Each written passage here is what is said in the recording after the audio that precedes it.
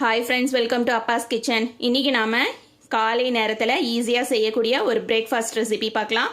அதுக்கு பச்சைப்பயிறு 1 கப் அளவுக்கு எடுத்திருக்கேன், வேர்க்கடலை 1 கப் அளவு எடுத்திருக்கேன், சிகப்பு அரிசி எடுத்திருக்கேன் 1 கப்பு, ரேசன் பச்சரிசி 1 கப் அளவு எடுத்திருக்கேன். 4மே ஈக்குவல் மெஷர்மெண்ட்டில் ஒரே அளவு எடுத்துக்கோங்க. ஒரே அளவு எடுத்துகிட்டு நம்ம ஓவர் நைட் ஊற வச்சிடணும். ஊற வச்சுட்டு காலை நேரத்தில் இந்த தண்ணியெல்லாம் வடிச்சிட்டு நாம் மிக்ஸி ஜாரில் சேர்த்து நைஸாக அரைச்சிக்கலாம். மாவு அரைச்சி இந்த மாதிரி ஒரு பாத்திரத்தில் சேர்த்துட்டேன். நமக்கு தேவையான அளவுக்கு நம்ம ஏற்கனவே அரிசி பச்சைப்பயிறு எல்லாம் ஊற வச்ச அந்த தண்ணியை மட்டுமே இதுக்கு சேர்த்துக்கணும். வேறு தண்ணி எதுவும் சேர்க்க வேண்டாம்.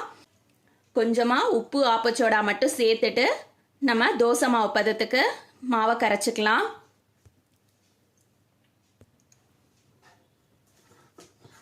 நாம் சிகப்பரிசியும் பச்சை பயிரும் சேர்த்துருக்கதால மாவோட கலர் இந்த மாதிரி தான் இருக்கும்.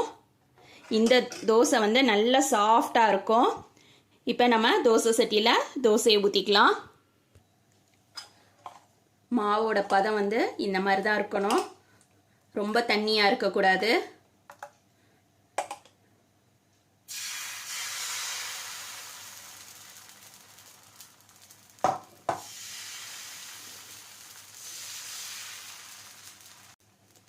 இந்த தோசை நம்ம முருவல் தோசை செய்யலை, கல் தோசை தான் செய்கிறோம்.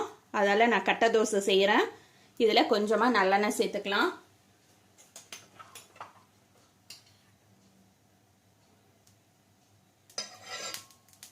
இப்போ தோசையை இன்னொரு சைடு திருப்பி போட்டுக்கலாம். இப்போ நம்ம தோசையை திருப்பி போட்டுக்கலாம். நம்ம வெந்தயம் சேர்க்காததால தோசையில் இந்த மாதிரி கலர்லாம் வராது. நம்ம வேர்க்கடலை சேர்த்துருக்கதால இந்த தோசை நல்லாவே டேஸ்டாக இருக்கும்.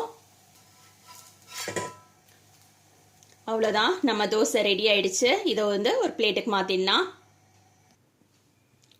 வேர்க்கடலையும் பச்சைப்பயிரும் சேர்த்துருக்கதால இந்த தோசை ரொம்ப டேஸ்டாக இருக்கும்.